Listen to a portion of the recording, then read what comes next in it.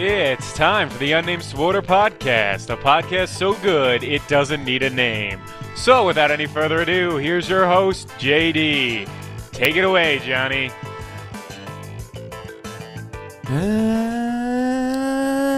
Hello, my friends, and welcome to episode 46 of the Unnamed SWTOR Podcast, recorded on May 31st, 2014. I decided to bring back the long hello for this episode. I don't know why. It's going to be a mailbag episode, so I just figured I'd change things up entirely and go back to an old staple of mine. I'm your host, JD, aka Gaddick, and in today's episode, like I said, this will be a mailbag episode where I'll be covering all the email that I haven't been covering in the past couple episodes, in which I've kind of have jam-packed shows.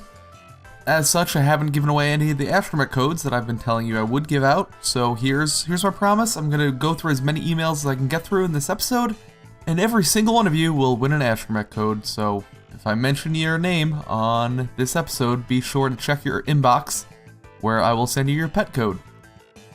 With all that being said, let's force leap right in. Red 2, I've got a topic coming in hot requesting clearance to engage. Lock S-foils and attack positions. You are cleared to discuss. Let's start things off with an email from @_baffle on Twitter. And he says, I liked your inquiry a few podcasts ago about the set bonuses. I think you should ask the community about relics next. A while back there were those special relics that manifested a hologram to aid the player, but they were taken out for whatever reason. They even put in the Rakghoul event relics, which are great because they're useful for events and for leveling tunes, which I agree, I love that they put those in there, especially because they're legacy bound and I can trade them around wherever I want them. It's really annoying leveling up all the way to 55 without relics. It's just kind of, it bugs my OCD, and it's definitely subpar. So it's nice that they added those just to give you the presence boost and a little bit of endurance as well. So BioWare obviously took the time to think outside of the box. Do you believe they are still thinking this way when it comes to relics for the next expansion or future events? Here are some questions I have concerning the relics. And he lists a bunch of questions here, which I'm going to talk about one by one. And then you can feel free to let me know on Twitter, let him know on Twitter, both of us know on Twitter, or you can email me with your responses to these questions. Are players happy with what we have? I don't think players are necessarily unhappy with what we have. I think if we took a poll of all the players in the game as to relics that are currently available, you'd see a pretty even 50-50 split on like, dislike. I think a lot of players would be in the middle in the indifferent category. And I think I would fall somewhere in the middle. I don't think they're terrible. I like having proc relics and I like having on-use relics. I like having those added things to add to your burn phases when you really want to put out as much damage as you can. The little extra cooldown you get for as a tank is nice when you can pop that. I think the proc relics are boring, but generally those are the more popular ones because you don't have to use them at all, and they tend to increase your DPS that little bit extra over a long period of time, which is understandable. Players are going to min-max whatever they can, whenever they can. But I think that they could do better, for sure. You mentioned the relics that they had in game. Was that in beta when they had those? I know I've seen a lot of players talk about those relics, but I haven't seen them anywhere. I don't remember seeing them anywhere. It may have been an early beta, like the mounts, the animal mounts that you could have in early beta, so I'm not sure about that. But I do think there's a lot of room for improvement on relics. I think that they could do a lot more different things and a lot cooler things to make them useful. And another question that you have is, do people even use some of them, like the Alacrity one? And the answer is probably not. I don't think anyone who's doing the proper min-maxing and the proper gearing of their character is using an Alacrity relic. It's just not worth it. And one thing I could see them doing in the future is to make those different relics, like the crit relics, the Alacrity relics, more useful by taking out the obvious best in slot relics. If you take out the power relics, the main stat relics, I don't think they're doing this. It seems like they're going the opposite way when they added the main stat relics, but if they took out the power and the main stat ones, and then added in, surge, crit, Alacrity, things like that, I think you would see more variation between players of doing different things. The tank ones, I think the tank ones are a little bit better. I'm not sure which tank one everyone uses. Is it Absorb? I think I've been using Absorb, but I'm not necessarily the best tank, so don't quote me there. But if they could do the same thing with the tank relics and take out whatever is the obvious best one, if there is an obvious best one, they should do the same there.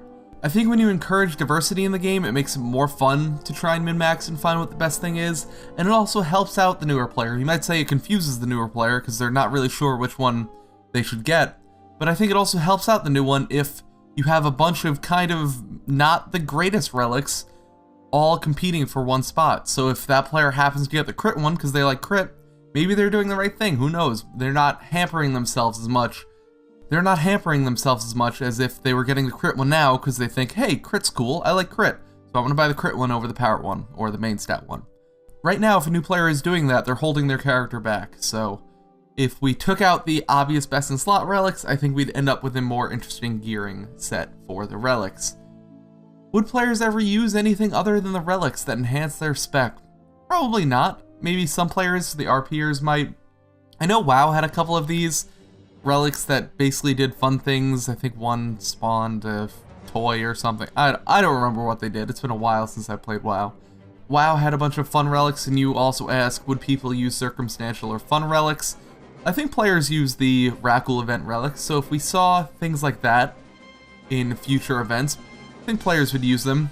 If we saw maybe customization relics for the RPers, like one that turns you, I don't know, like the red eyes, if the red eye thing was a relic, but that also kind of is already taken up by the on-use toy items and things like that. Like the red eyes is already basically a relic that you don't have to equip.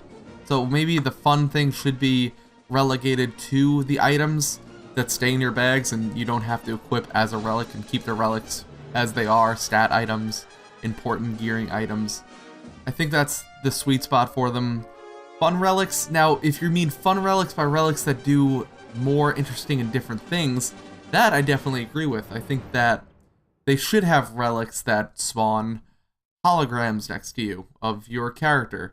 As you suggest later on in your Wall of Crazy relic ideas, an on-use PvP relic that duplicates your toon and displays another copy of yourself on screen that all the other players can see. The purpose would be to make the opposing player decide which to attack or to fool them into fighting your hologram. Now I think that would be a very cool idea, something that would be interesting for them to add, or even a relic that pops up a hologram of yourself and stealths you, and all of a sudden you have a free stealth out on use on your relic. It would have to share cooldown with itself or whatever they'd have to do to balance that, but I think that would be a cool little thing they could add to the PvP relics, and I think this is especially important when the PvP relics tend to be really good in PvE as well because they have huge amounts of stats on them. So the more you can differentiate the PvP relics from the PvE relics, the better, in my opinion. You also say that we need an upgraded Datacron relic, which I agree with. A relic that does have huge stats for PvE would be very nice. And I also think they should add something cool to the Datacron relic. You work really hard to get that relic. The relic should feel powerful when you're using it, not just be powerful when you're using it. I remember there was also a WoW trinket that turned you into Dragonkin when it hit a certain number of stacks and gave you like a big power boost. I think that would be something really cool to add to this game as well.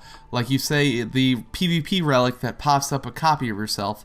What if the PvE relic made your gun supercharged, your lightsaber supercharged, and gave you a huge boost to damage, and it had a nice effect to it? I think some of these Datacrons need to have cool effects to them when they proc. Right now they proc and it just gives you a little buff boost in a game that has terrible buff tracking, so it's not like you really feel more powerful when your relics proc.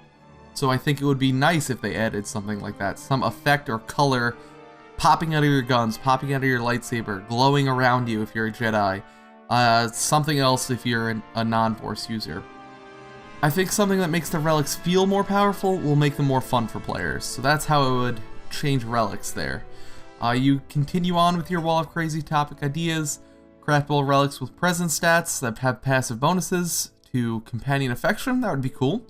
Nice little leveling up relic. As I said, relics while leveling up are extremely annoying to get. and come by, so it would be cool if there was craftable relics that have presents on them and gave you that little boost to affection. Craftable relics that boost XP, fleet requisition, ship requisition, that would be cool. Relics that actually matter, make some of your gear actually matter in GSF. And finally, for the SWTOR event coming up, a lucky relic that extends the Getting Lucky buff. It could increase your chance at rare rewards, craftable, or acquire via a quest chain. And that would be cool if they had a quest chain. That would actually make this event somewhat interesting if there was a quest chain to get a relic that extended your feeling lucky buff for longer. Maybe if it was a quest chain with someone who knows how to hack into the slot terminals, and that's how you get this item that increases your getting lucky buff for the extent of a certain period of time. That would be cool. So thank you, Baffle, for that email. Moving right along. Next up, this email comes from Clorwin. Thanks for another enjoyable week of your podcast. The couple of MMORPGs I played before World of Warcraft came out were all single faction. The one I played the most was called Tibia, which I've never actually heard of. What kind of setting was that game? On PvP servers, you can attack any player as long as they were not in a protection zone. Players also lost experience and levels whenever they died, which is a really old school MMO thing, and they were able to weaken other players' characters by killing them repeatedly. It created an interesting environment, to say the least, that sort of artificially created factions determined by the player on which the guild they were in, very similar to Eve. Sorry if that sentence was a little awkward. I think it's missing a comma somewhere, but whatever. One interesting mechanic was even when in a guild or group you could still accidentally kill your friends or random passing by people while killing monsters with AoEs. The topic I would be curious to get your opinion on is if there is really any reason to not have cross-faction chat. I can think of some reasons for having it, the high number of guilds with presence on both factions, and not having it, trolling. But it seems like it might just be a relic left from 10 years ago when voice chat was not commonly used. I look forward to the possibility of hearing your opinion on the subject. On Clairwood. I agree with you here. I think it's interesting that there aren't more MMOs that go with less factions rather than more factions. I think that ESO made a really poor choice going with 3 factions. I think anytime you artificially striate your player base, you're going to end up with faction imbalance, which has done very bad things to very many MMOs. So why would you want to split players even more than that? Drop everyone into one faction, I say, and let them duke it out, which is one of the most interesting games I think ever created. The community around that game is just incredibly interesting. The design of that game is really cool, and while I've never really gotten into it because I feel like it's too far gone for me to start now, it is fascinating to watch as an outsider. Now, if this game, I think, could be down to one faction, I think the Star Wars universe does lend itself to some same faction stuff. I think that the Jedi and the Sith obviously should be against each other, but I think there is a gray area between smugglers and bounty hunters and troopers, and what am I missing here? And agents? I guess agents are kind of really Sithy also, but I guess they could be different, who's to say? I think that this game would definitely benefit from cross-faction chat or something. I mean, they've talked about the guild alliances and guild whatever system that they had designed a long time ago, but never really implemented.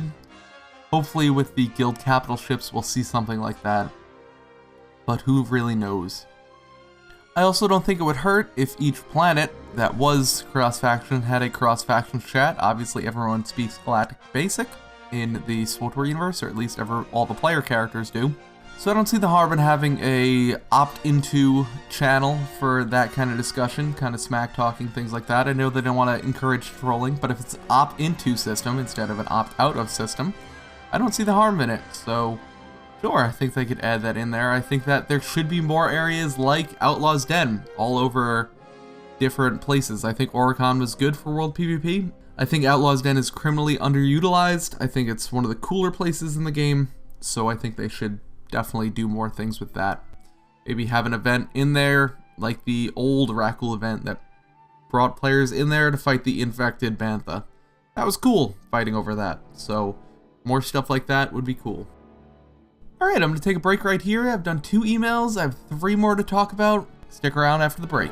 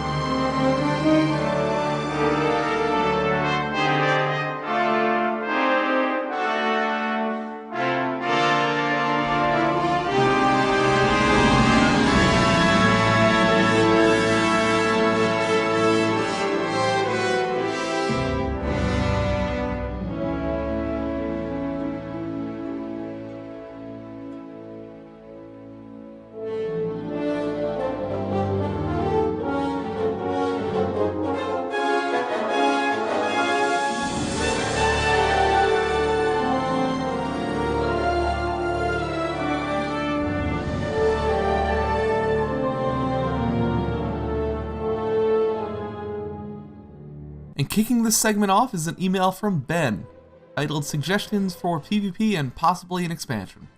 I've been thinking about these new flashpoints. He's talking about the Korben and Coruscant Invasion flashpoints, and PvP map additions, and it has spurred a few thoughts. PvP maps. An echo-based style assault, where one team must defend a base on Hoth with a power station that needs to be destroyed in order to access the inner part of the base, the area that needs to be captured. It could work similar to the Void Star, and could even implement the turret from the Killik flashpoint. That would be interesting, implementing that turret thing. I know a lot of players hate that thing, because it's bugged to all hell. Still is, I think. Not as much as it used to be, but I think there are definitely still some lingering bugs that have never been fixed in there. Hoth Lower Atmosphere. A lower atmosphere galactic starfighter map featuring blizzards that could destroy your starfighter. The objective being to secure landing zones of sorts. That's a really cool idea. I think that adding weather effects or hostile terrain to Galactic Starfighter would be really cool. It kind of like when they talked about the April Fool's joke, the play as an asteroid. I was thinking how cool it would be if there were actual asteroids in some of these maps that were zooming around. If you had to actually navigate an asteroid field. If you had a Galactic Starfighter map that was basically a race. The team with the most players to get ships alive to the end of the asteroid field would win, so you could be fighting each other, but you'd also have the third-party NPC asteroids flying all over. Maybe you have a space worm flying at your ship. Things like that would be really cool, and it would be very different and a nice change of pace, in my opinion, for Galactic Starfighter. Hoth Tundra, a large tundra area on Hoth with trenches and wide open areas that allow players to openly battle each other. The objective? To destroy the enemy opposition. Each team is given a set amount of respawns, let's say 80, for the sake of this example. The idea is that it is set between the final battle for the base and the landing zone. It could feature random strong blizzards that give a debuff of hypothermia that slows movement by 45% and could reduce characters' vision. Well, this kind of sounds like Ilum with a couple added doodads here and there. I don't think we'll be seeing an open world style PvP thing like this, or like the Wintergrass event or the Tolbarad event in WoW. I don't think there'll be anything like that, and that's what this sounds like. So 2 out of 3 on your PvP ideas that I really like. And your PvE flashpoints. Hoth Assault. A slight twist on the 2 ground PvP maps. The group must fight their way across the Hoth base. Fight several opponents such as Imperial or Republic Walkers, specialized troop commanders, Wampas, and a powerful Jedi Sith. Completion of this flashpoint in hard mode would unlock a new operation. I think it's cool to have flashpoint. I think this is going to be controversial here. I think attunements are fine. I think they're actually pretty cool. I think they add flavor to operations. I know there are some things that may be annoying about them, but I think making players complete certain objectives before getting into an operation is okay. I think adding some kind of attunement to operations now would spice things up for the casual player, because it makes them go through a couple hoops to do the new operation. They have to maybe do a quest line or a quest chain. They have to do maybe some hard mode flashpoints, maybe make them a little bit better as a player for the operation, and then they can hop into the operation. And you could even say for the hardcore, maybe it helps lengthen the progression a little bit. If you have some kind of attunement that, say, beat X world boss, say if you had to beat some kind of 10-stack Dreadtooth equivalent boss to get into the new operation to start doing the new nightmare modes. The problem with that is you may have players on the smaller faction or on the less populated servers being able to get into the nightmare modes faster. Would that cause major issues with progression? Possibly, but I think it's something that could be tried, maybe once, see what happens. I think attunements are ripe for a welcome return. And then his operation is the Hoth Defense. It's rather simple, really, the defense of Hoth against the elite strike forces of the opposing faction. I have not many ideas for this, but if you could give or get suggestions, that could be a great topic of discussion, and I agree. So tell me what you guys think. If there was a Hoth operation, what would you like to see in there? I personally would love to see, as you say in the Flashpoint, some kind of big-scale fight against Imperial or Republic walkers. When I did the first Kefis fight for the first time, I was like, damn, we're fighting walkers? That's awesome. And I was kind of underwhelmed by the implementation of a walker fight. It's really just the walker stands there. What if you actually had to knock down its legs? If you had to DPS its legs in an even amount, and that would slow it down and maybe knock it down, and then you jumped on it, and then you had to get inside of it and fight the commanders inside of it, and things like that happened. I think that would make for a really cool event. So like I said, let me know what you think for a Hoth operation. Email me, tweet me, all of the above.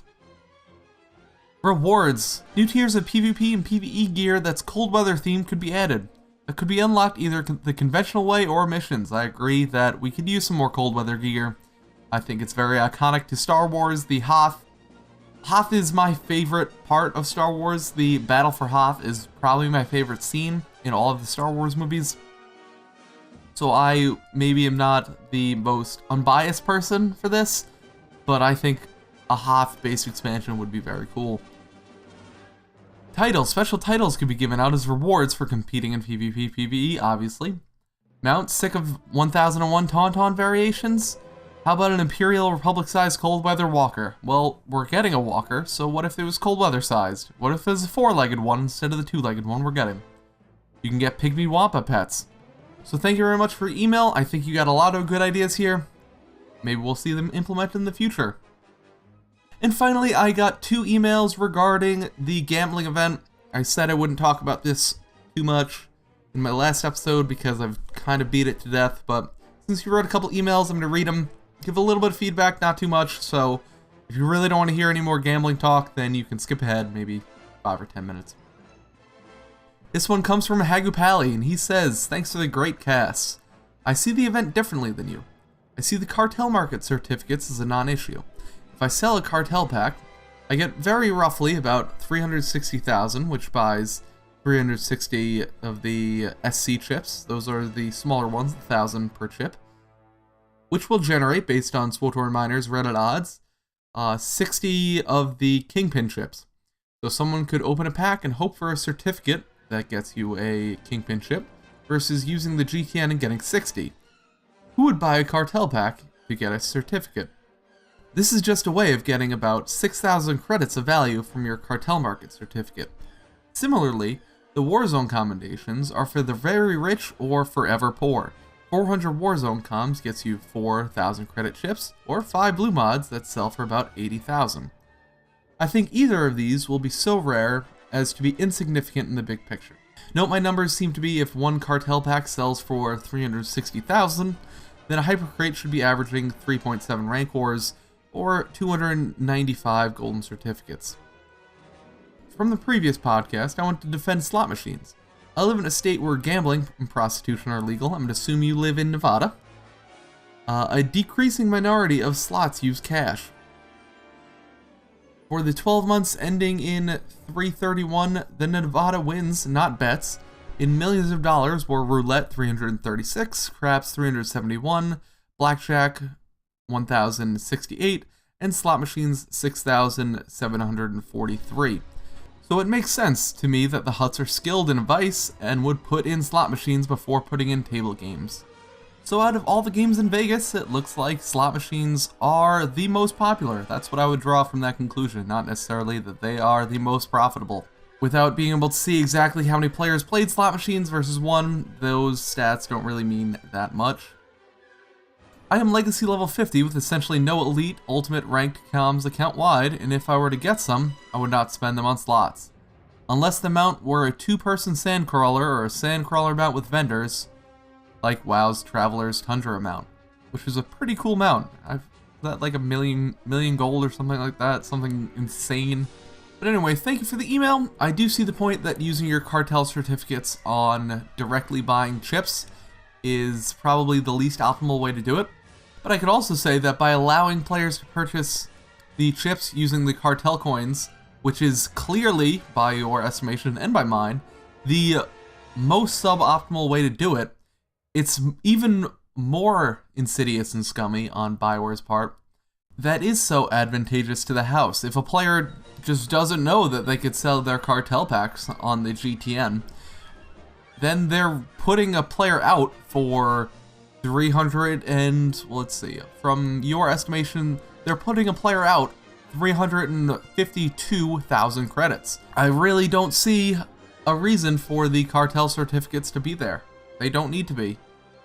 I understand that there are players without elite or ultimate or ranked comms out there, but there are plenty of ways to go about getting elite, ultimate, or ranked comms very quickly. You also don't mention planetary comms, which I think could be used to purchase these tokens. I rack up almost 100 planetary comms a day just by running KDY on a leveling tune. It's really fast and really simple. It's not like commendations are hard to come by these days.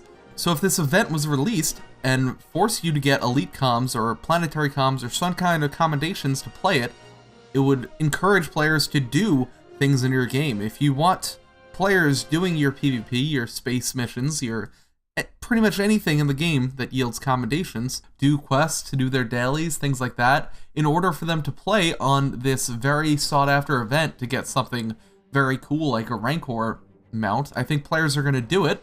You're going to increase your Q pops for PvP. You're going to increase your Q pops for your operations in the group finder, your 4-mans, your KDY pops. Player activity is going to increase by a noticeable amount just because they're trying to get these chips, so they're doing their whatever they're doing to get their accommodations to get the chips. I don't see a reason that they need to have cartel market certificates used in this matter. Put other cool things that you can buy with cartel market certificates in the game. That's fine by me. I don't think it needs to be here. That's what no one's been able to tell me. Why do these need to be part of this event? Why can't they do something different with them? And then finally an email from Vandal. And he says, "Hi JD. Just listened to episode 44, enjoyed it as always. I wanted to share my thoughts with you on the casino stuff, as I initially had a very similar reaction to the one you expressed in your show, but I've done a total 180 after thinking about it some more. One thing to keep in mind is while yes you are gambling using credits, which can be bought indirectly with real-world money, the rewards are not more credits, which could fuel addiction. The rewards are an alternate form of currency that can only be exchanged for in-game items, mounts, pets, etc. And therefore I think once players have all of the items they want from the vendor, there really won't be any reason to keep gambling. First off, I don't think gambling addiction necessarily has to do with winning money. I don't think that's where gambling addicts get or fuel their addiction. I think the addiction comes from winning. I obviously am not a psychologist or a psychiatrist or in any way qualified to be discussing the root problems with addiction, but from everything I've seen, addiction comes from the act of doing it and not necessarily the ends of doing it, you know? I don't think people get addicted to gambling because they want to win or lose money. I think they get addicted by the high of the chance of winning money or losing money.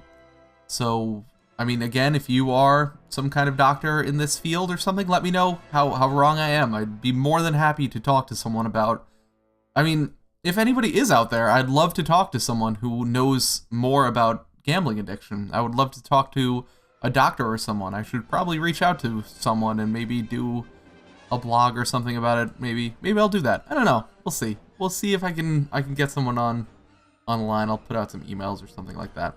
And also, while yes, players will just gamble until they get all the items they want, what if a player doesn't get the items he wants? Then they're further incentivized to continue gambling. It doesn't matter what the actual odds are. If there are chances to lose, then It may be statistically improbable, but very possible that players lose over and over and over. It can happen. So I don't think saying that, well, if the rewards are an alternative form of currency that can only be exchanged for in-game rewards, players will stop once they get everything because they won't necessarily get everything. In fact, choosing a game like slots, this is continuing the email, for this feature actually plays to this advantage. If it was more sexier, sought-after game, players might continue playing it just for the fun or the thrill of the game itself. But I am not sure how much fun it will be to continue playing something as simple as slots just for the chance of winning this alternate currency that will be of no use to the person after a period of time. Well, I think that, yes, it could possibly be worse. Players could get more addicted if the game was more sexy or more sought after, but I also think that if the game was more sexy and more sought after, I would feel less bad about people paying money for it. The game like SWTOR or WoW or any game where you pay a subscription, people pay money every month for that. I mean, I guess you can maybe say that's kind of some form of gambling in some perverted way. I don't really think so, but I think it's similar. If the game was cool and fun, I wouldn't feel bad that players pay their money for it.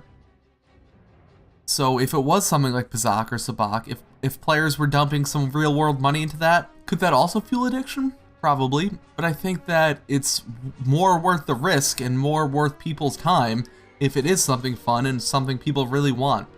I don't think players are clamoring for slot machines in SWTOR. I think players are happy that they have something to do, but I think 9 out of 10, if not 99 out of 100, if not 999 out of 1,000 people would prefer to get Pizak or Sabak or a game that is more SWTOR related.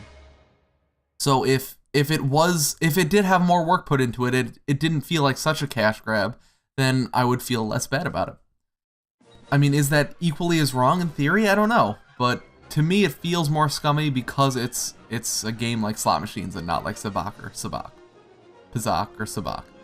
And that'll do it for this week's emails. I've gotten through 5 of your emails. There should be 5 pet codes in the mail. There's no Wall of Crazy topic this week. I'm sorry I didn't put one out there. There will be one for next week, so keep an eye out. Hopefully we'll get some more news. The news has been so slow and tedious and annoying to get a show done, which is why I didn't get one done last week. That and the Labor Day weekend contained lots of drinking beer and hanging out with people. So the combination of those two things does not make for a very good SWTOR podcast. Come on, Bioware, give us the expansion already. That's what I'm waiting for. Announce the expansion. Announce the pre-orders for that. Yeah, they probably won't do that until Galactic Stronghold is actually released. Hey, I got it right that time. Anyway, as always, if you'd like to contact me, send your questions, comments, and concerns to gaddockteague@gaddockgaming.com, or you can tweet them to @gteague on Twitter. If I read your email on the show, I will send you a Taunfaun code, just like the 5 people who got one today. Make sure to subscribe on iTunes and Stitcher now to get your weekly podcast updates, and leave me a review. Let me know what you think of the show on iTunes. If you're new to the game or thinking of resubscribing, I provided my refer friend link in the show notes, so if you'd like a little added incentive to come back, feel free to use it. You can also check out my website, gaddockgaming.com, where I post the podcasts, videos, and any other gaming stuff I have to think of. I hope you've enjoyed this episode of the Unnamed SWTOR Podcast. This is JD, signing off.